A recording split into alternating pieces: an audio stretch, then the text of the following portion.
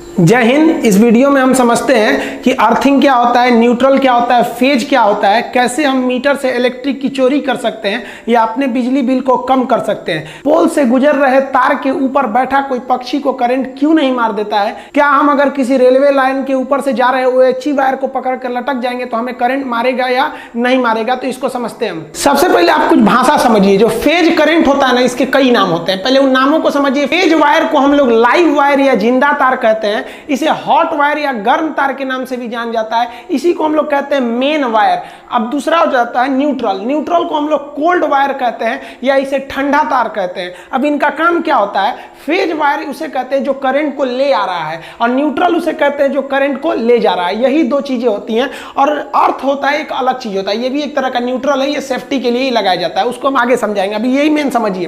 Phase wire के रास्ते से करंट आता है और न्यूट्रल से जाता है।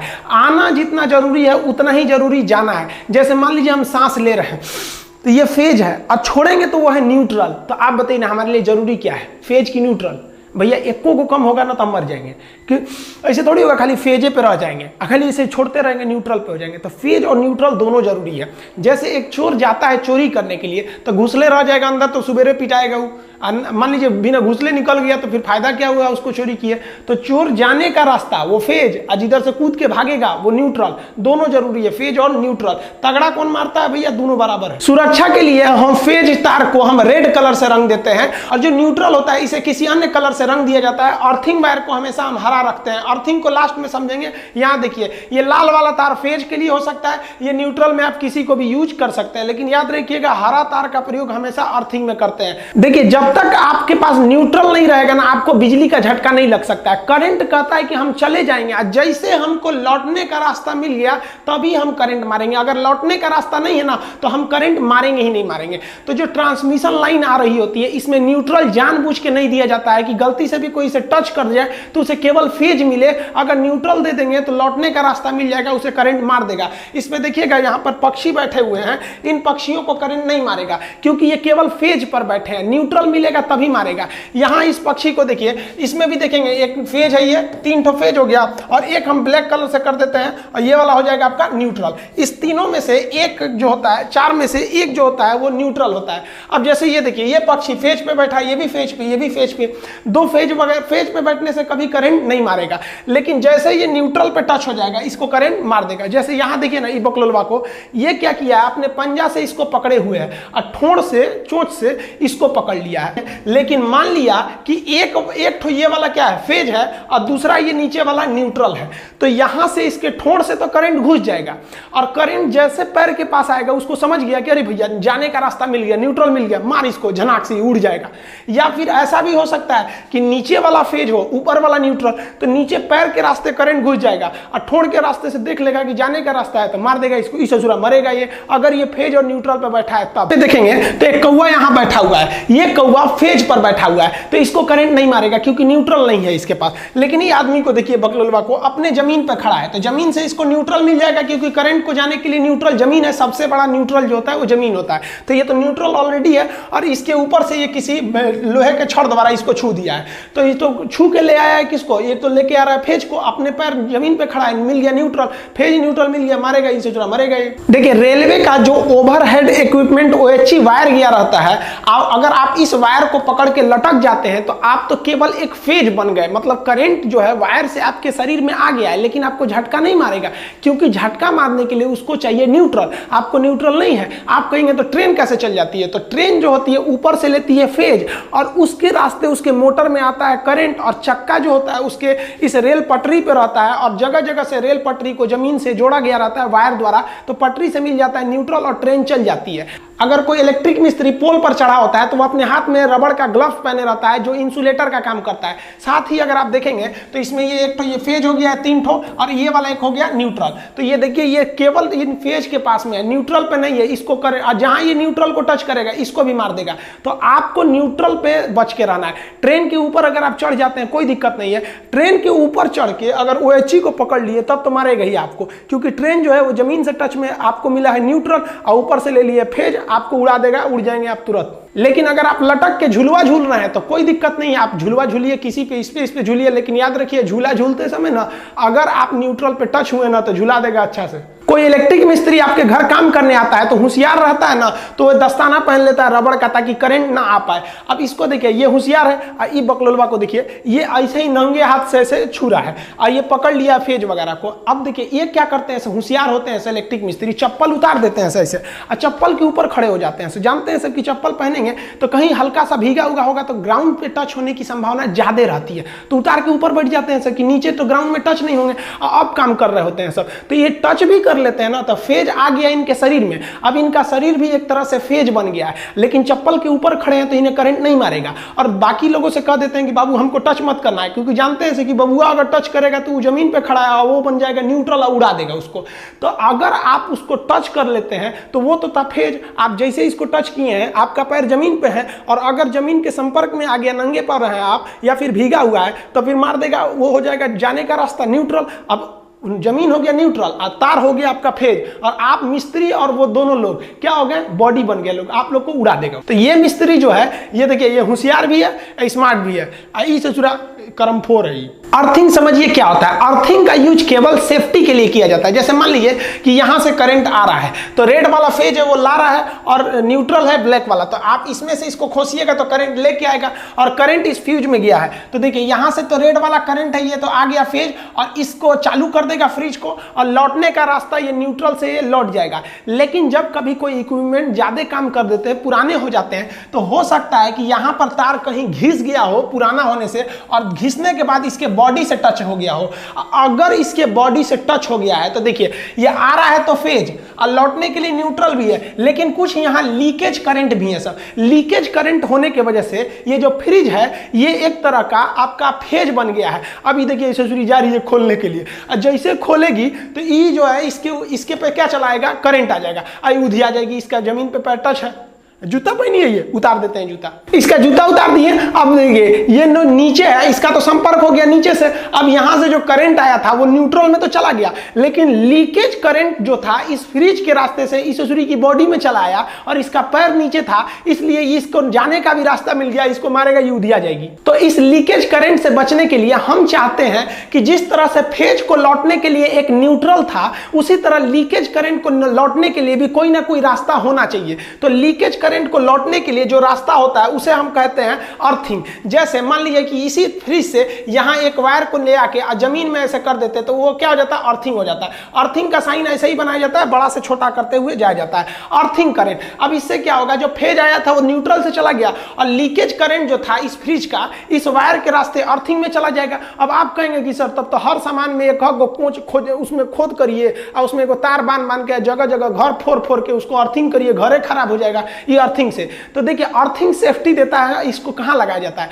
अर्थिंग जो होता है ना, इसका जो प्रतिरोध होता है, क्वेश्चन पूछेगा कितना होना चाहिए, तो अर्थिंग का प्रतिरोध रेसिस्टेंस बहुत ही कम होना चाहिए, 8 ओम से भी कम होना चाहिए। जबकि हमारे शरीर का जो प्रतिरोध होता है, अगर शरीर भीगा है तो 1000 होता है और अगर सूखा है तो 1 लाख हो जाता है। तो यानी हमारा शरीर सूखा है तो करंट को 1 लाख से धकेलेगा और भीगा है तो 1000 से ढकेलेगा। और जो अर्थिंग होता है वो महज 8 ओम से ढकेलता है। इसलिए कोई भी कहां जाता है, प्रतिरोध मतलब होता है रुकावट, ब्रेकर। अब आप बताइए, आप गाड़ी से जा रहे हैं, एक तो ब्रेकर इतना ऊंचा है, अब बगल वाला ब्रेकर थोड़ा सा है, तो गड़िया वाला को देखते हैं मुड़ा के जाता है, कहता दूर हचका पे से कौन जाएगा। तो हमारे शरीर का प्रतिरोध यानी ब्रेकर ज्यादा हैवी होता है और अर्थिंग का ब्रेकर कम होता है, इसलिए लीकेज करंट इधर न जाके नीचे चला जाता है। अर्थिंग के लिए अर्थिंग का प्रतिरोध हमेशा कम रखा जाता है, 8 ओम से इसे नीचे रखना चाहिए। देखिए अर्थिंग को ही हम ग्राउंड कहते हैं, ये एक तरह से सेफ्टी के लिए ही यूज किया जाता है, जबकि ये एक तरह से कहिए तो जो लीकेज करंट है उसे वापस जाने के लिए रास्ता दे देता है। अर्थिंग वायर हमेशा और हमेशा हरा रंग का रहना चाहिए।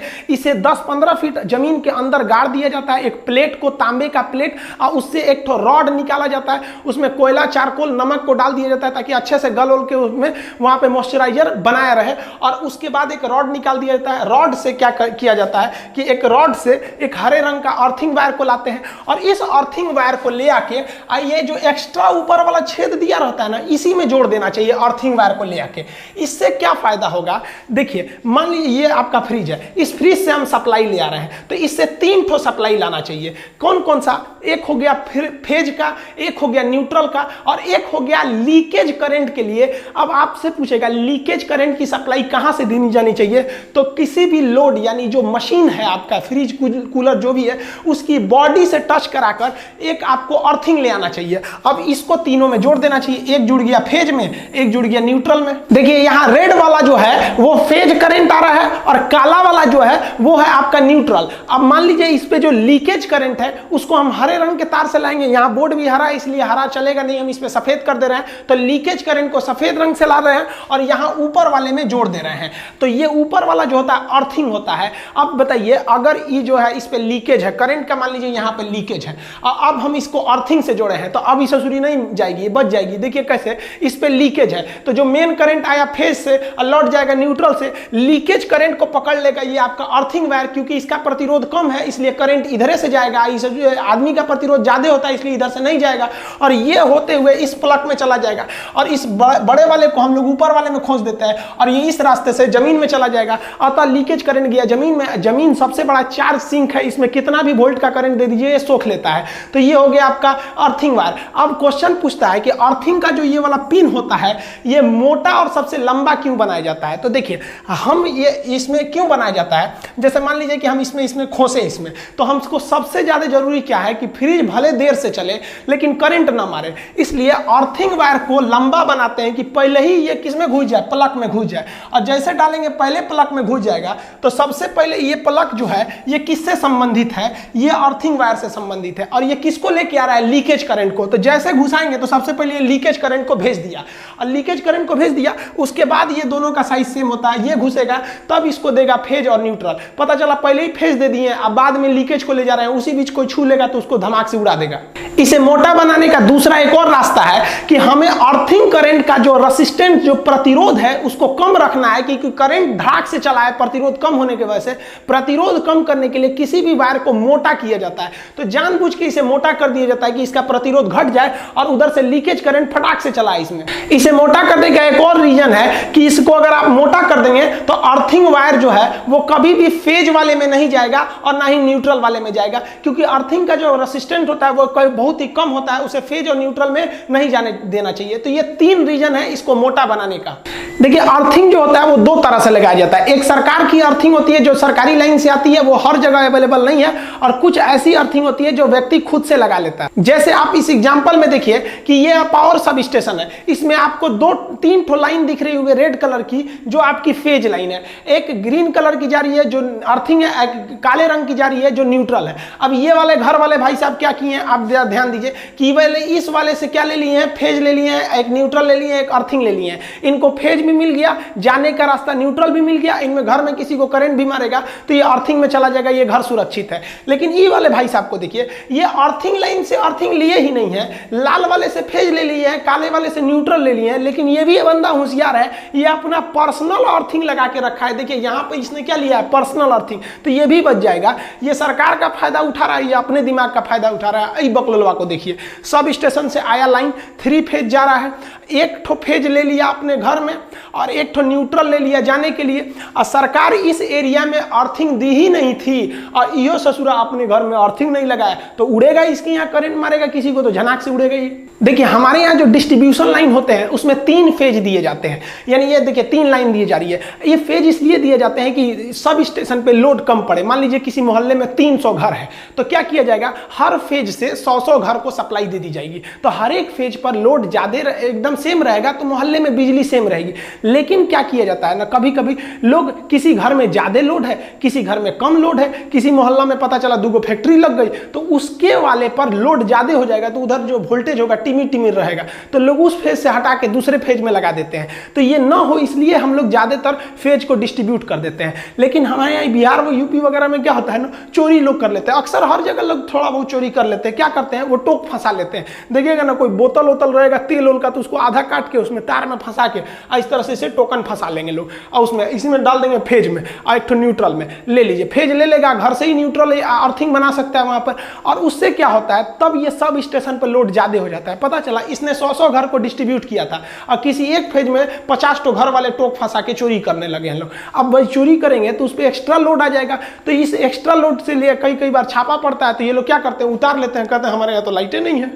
देखिए जो हाई टेंशन लाइन होती है, जो जहां से ट्रांसमिशन होके आ रही होती है, उसको हम लोग डेल्टा में जोड़ते हैं। डेल्टा ऐसे कनेक्शन को कहते हैं जिसमें से न्यूट्रल नहीं गया रहता है, यानी अगर डेल्टा में जुड़ा है तो न्यूट्रल है ही नहीं है, आप उसको करंट ले लेंगे लेकिन कोई काम नहीं कर पाएंगे और ना ही आपको झटका मारेगा, क्योंकि डेल्टा में न्यूट्रल नहीं होता है, आपको न्यूट्रल देना पड़ेगा। तो जो हाई वोल्टेज होते हैं यानी स्टेप अप करंट या ट्रांसमिशन लाइन, वो डेल्टा में जुड़ा होता है। लेकिन जब वो सब स्टेशन पे पहुंचता है तो उसे स्टेप डाउन करके उसे हम लोग कहते हैं लो वोल्टेज, और उसके बाद डिस्ट्रीब्यूट करते हैं। तो डिस्ट्रीब्यूशन लाइन आपको स्टार कनेक्शन में होता है। स्टार कनेक्शन में 3 फेज के साथ साथ एक न्यूट्रल भी होता है। क्वेश्चन कहेगा कि जो स्टेप डाउन ट्रांसफार्मर होते हैं वो कौन से होते हैं, तो वो डिस्ट्रीब्यूशन के लिए होते हैं, उनका वोल्टेज कम होता है। कम वोल्टेज पे ही हम लोग को काम चलाना रहता है अपने घरों का 240-230 वोल्ट के आसपास में, तो वो स्टार में रहते हैं। लेकिन high tension line, high voltage, step up वाले डेल्टा में रहते हैं। ये अलग से हम पढ़ाएंगे आपको डेल्टा और स्टार में, और क्या होता है जंपर पिन इनसे इसको कनेक्ट करने के लिए। तो इस तरह से हमको आता है डेल्टा से ट्रांसफार्मर दे देता है स्टार। अब हमको जो मिलते हैं, देखिए कोई भी चीज कभी कभी सुने होंगे कि ये 3 फेज का है, ये सिंगल फेज का है, तो सिंगल फेज की चीज कमजोर रहते हैं और 3 फेज की चीज बहुत शक्तिशाली रहते हैं। जैसे यहां से देखिए आपको 3 लाइन जा रही है, आर बाई बी, ये फेज को दर्शाते हैं, एन से हो गया न्यूट्रल। तो ये पंखा जो है एक नीले रंग का फेज लिया है, एक काले रंग का न्यूट्रल लिया है, तो न्यूट्रल कॉमन बना दिया जाता है, एक ही रास्ता हो जाता है निकलने के लिए। तो ये पंखा कितने फेज का है, 1 फेज का। ये लाइट को देखिए, ये पीले वाले से लिया है फेज और काला वाले से न्यूट्रल, सबके लिए एक ही न्यूट्रल है काला वाला, तो ये भी सिंगल फेज का है। आप इस सॉकेट को देखिएगा तो इसमें लाल वाले से एक ठो ले लिया है फेज और काला वाले से लिया है न्यूट्रल, तो ये भी कितने फेज का है, सिंगल फेज का। लेकिन मोटर को बहुत ज्यादा मेहनत करना होता है, उतना पानी को 5 तल्ला पे चढ़ाता है टंकी पे, तो सिंगल फेज पे उतना शक्ति नहीं हो पाएगा। तो इस ससुरा को देखिए 3-3 को फेज ले ले है, लाल वाले में से पीला, नीला, आर वाई बी तीनों फेज ले लिया है। फेज को हम लोग कोड भाषा में आर वाई बी कहते हैं, और एक तो न्यूट्रल लिया है। तो ये मोटर कितना फेज का है, 3 फेज का मोटर है। अब इसीलिए लोग कहते हैं ससुरा मोटर से करंट मारता है तो उड़ाइए देता है। अरे उड़ाइए कौन चीज देता है, मोटरवा ससुरा 1 फेज पे थोड़े चल रहा है, वो तो 3 फेज पे चल रहा है, तीनों फेज बा छुएगा तो उड़िएगा नहीं। लेकिन अगर वही कोई मोटर कम पावर का है, जैसे ये मोटरवा को देखिए ना, ऊपर से 3 ठो फेज गया है, लेकिन ये लिया है एक को नीला वाले से फेज, एक न्यूट्रल, तो ये तो सिंगल फेज का मोटर है, इससे करंट मारेगा ना आपको तो उतना झटका नहीं मारेगा। लेकिन ये 3 फेज वाले से मारेगा ना तो उड़ाइए देगा आपको। आपके घर में जो सप्लाई आती है पोल से, डिस्ट्रीब्यूशन लाइन, हालांकि इससे पहले वाले वीडियो में हम आपको ट्रांसमिशन लाइन और डिस्ट्रीब्यूशन लाइन पढ़ा दिए हैं, उसमें 4 ठो वायर आएगा। देखिए यहाँ पे 3 वायर जो है वो फेज के लिए है, 1 वायर जो है वो न्यूट्रल के लिए है। देखिए अगर आप सिंगल फेज का करंट लिए हैं, अपने घर में सप्लाई लिए हैं, तो 1 ठो आपको दे देगा फेज, एगो देगा न्यूट्रल, न्यूट्रल तो हर हाल में देगा। और 3 फेज का लिए हैं तो 4 गो तार आएगा, 3 ठो फेज आएगा, एगो न्यूट्रल आएगा। तो अब आप कहेंगे कि सर हम फेज लेते हैं और जला के न्यूट्रल से भेजते हैं, तो आप जैसे मान लीजिए यहाँ से लिए पोल पे से आपके मीटर में आया है 1 फेज 1 न्यूट्रल, और इधर से निकलेगा आपके घर में 1 फेज और न्यूट्रल, तो फेज से करंट जाएगा, न्यूट्रल से आएगा, मीटर को होते हुए पोल पे जाएगा। आप सोचेंगे ससुरा पोलवा पे से कहाँ चल जाता है, तो पोल पे से वो जाता है ट्रांसफार्मर के पास, और ट्रांसफार्मर में एक तार द्वारा उसे ग्राउंड करके अंदर भेज दिया जाता है। तो न्यूट्रल और ग्राउंडिंग में ज्यादा का अंतर नहीं है, ये अपने घर नहीं ले जाता है, वही ट्रांसफार्मर तक ले जाता है, वहां से ग्राउंड कर देता है। अब बिजली चोरी कैसे करते हैं लोग, देखिए मान लीजिए आपका सिंगल फेज का मीटर है, तो 1 फेज ले लिए, 1 न्यूट्रल ले लिए, तो ये इनपुट है, आउटपुट आपके घर में जाएगा 1 फेज 1 न्यूट्रल। तो चोरी करने वाला क्या करता है कि यहाँ से फेज ले जाता है और न्यूट्रल को बीच में रोक देता है, किसी कमरा के पास जाके न्यूट्रल को काट के टेप चिपका देता है। तो करंट तो इधर से गया, ये फ्रिज चलेगा नहीं चलेगा, क्योंकि केवल फेज मिल रहा है, पंखा चलेगा फेज मिल रहा है। लेकिन ये ससुरा होशियारी कर देता है, यहां से इसको ले जाके एक इधर से ना अर्थिंग जोड़ देता है। अब बताइए, जाने का रास्ते को ही ना न्यूट्रल कहते हैं, तो आया फेज और न्यूट्रल ना जाके ग्राउंड में चला गया, तो ये पंखवा तो चलिए जाएगा, उस ससुरा को सेफ्टियो मिल जाएगा, चलियो जाएगा। तो इससे जो है मीटर की रीडिंग नहीं उठ पाती थी। अब मीटर लोग खूब लगा देते थे, अब बिजली नहीं आता था, तो सरकार इससे परेशान थी, तो सरकार ने ना उसकी जगह पे ले दिया डिजिटल मीटर। अब अगर आप डिजिटल मीटर लगा देंगे और सोचेंगे कि इस तरह से बीच में न्यूट्रल को काट के बाईपास कर दे हम, किसके थ्रू, अर्थ के थ्रू, तो इस ससुरा जो है ना, इस पे जब रीडिंग लेने आएगा तो इस पे बटन होता है, कोंचता है, जो देखता है कितना वोल्टेज उठा रहे हैं, कितना एम्पियर उठा रहे हैं, कितना बिल आया है, तो उसमें वो बता देगा कि ससुरा न्यूटरवा काट दिया है क्योंकि करंट जा रहा है, आ नहीं रहा है, फाइन मारिए इस पे, तो उल्टा और फंस जाइएगा। तो ये वाला जमाना ये उस मोटर पे रहता था जिसमें एगो पट्टी घूमती थी, लेकिन ये डिजिटल में ये काम नहीं आएगा। तो अभी के समय बिजली बिल को कम करने के लिए हावेल्स या बड़ी बड़ी कंपनियों का पावर सेविंग यूनिट आता है। आप एक मशीन टाइप का होता है, इसे लगा दीजिएगा तो ये बिजली को कम कर देता है। ये कैसे कम करता है? तो एक्चुअली ये पावर फैक्टर को 0.8 से ऊपर बढ़ा देता है, यानी लगभग 1 के करीब ले जाता है पावर फैक्टर को, जिससे बिजली बच जाती है। अब ये पावर फैक्टर समझिए, देखिए पावर फैक्टर जो होता है सबसे बेस्ट पावर फैक्टर 1 को माना जाता है, 1। लेकिन पावर फैक्टर आपके घर में 1 नहीं रह पाता है, 1 से कम रहता है। तो 0.8 तक है ना तो ठीक है, ये लगभग 1 के करीब है। लेकिन 0.8 से कम है, 0.7 है, 5 है, 2 है, तो आपका बिजली बहुत ज्यादा उठ रहा है। तो ये पावर फैक्टर को आपको 1 के करीब रखना है। 0.8 है तो ठीक है। कैसे होते हैं सब पावर फैक्टर? तो देखिए ध्यान से, जो हमारा लोड होता है, जो मशीनें को हम लोग यूज करते हैं, बल्ब वगैरह, वो 3 तरह के लोड होते हैं। एक होता है रेसिस्टिव लोड। रेसिस्टिव लोड उसे कहते हैं जिसमें लाइट और हीट उत्पन्न होती है, जैसे कोई बल्ब वगैरह हो गया तो ये रेसिस्टिव लोड है। इसमें कोई भी चीज घूमने वाला नहीं होता है, तो ये ज्यादा बिजली नहीं उठा पाता है। लेकिन अगर आपका कोई इंडक्टिव लोड है, तो इंडक्टिव लोड में क्या होता है, कोई भी चीज घूमने वाली होती है, जैसे पंखा हो गया, मोटर हो गया, कोई भी चीज जिसमें कॉइल का प्रयोग होता है, घूमता है इंडक्शन के द्वारा, तो उसे कहते हैं इंडक्टिव लोड। इसमें कॉइल का प्रयोग होता है। तो ये जो होता है ना ज्यादा बिल उठाता है। और सबसे कम उठाता है कैपेसिटिव लोड। कैपेसिटिव लोड उसे कहते हैं जिसमें इस तरह के छोटे छोटे कैपेसिटर लगे होते हैं। अब आप बताइए, ये मोटर है, क्या है? ये इंडक्टिव लोड। ये बल्ब वगैरह है, ये क्या है? Resistive load. और कैपेसिटर वगैरह लगे हैं तो ये सबसे कम बिजली बिल उठाता है। अब हम ये समझते हैं ससुरा ज्यादा क्यों उठा लेता है। तो जो अल्टरनेटिव करंट होता है ना, वो वेव की तरह चलता है, सांप की तरह। देखिए ये सांप चल रहा है ना, तो ये अल्टरनेटिव करंट है। और जो ट्रेन होती है ना, वो डायरेक्ट करंट, अगर सीधे गया तो डीसी डायरेक्ट करंट, ऐसे ही से गया तो वो हो जाता है अल्टरनेटिव करंट। तो अल्टरनेटिव करंट बनाने वाला अल्टरनेटर और डायरेक्ट करंट बनाने वाला डायनेमो। तो डायरेक्ट करंट को, डायनेमो को कहते हैं डीसी जनरेटर, अल्टरनेटर को कहते हैं एसी जनरेटर। तो जनरेटर का 2 टाइप होते हैं, उसको नेक्स्ट वीडियो में कभी समझा देंगे। तो जो करंट होता है हमारे घर में एसी, वो सांप की तरह चलता है, तो इसे हम कहते हैं वेव। इसी को फ्रीक्वेंसी होती है। फ्रीक्वेंसी का मतलब होता है फेरा। तो हमारे घर में जो करंट आती है उसकी फ्रीक्वेंसी होती है 50। यहां आप देखिएगा सांप का 2 फेरा दिखेगा, एक ये वाला फेरा हो गया और एक ये फेरा हो गया। तो इसकी फ्रीक्वेंसी कितनी दिख रही है? 2। लेकिन जो घर में करंट आ रहा होता है उसकी फ्रीक्वेंसी 50 होती है, यानी 1 सेकंड में वो 50 फेरा मार देता है वो।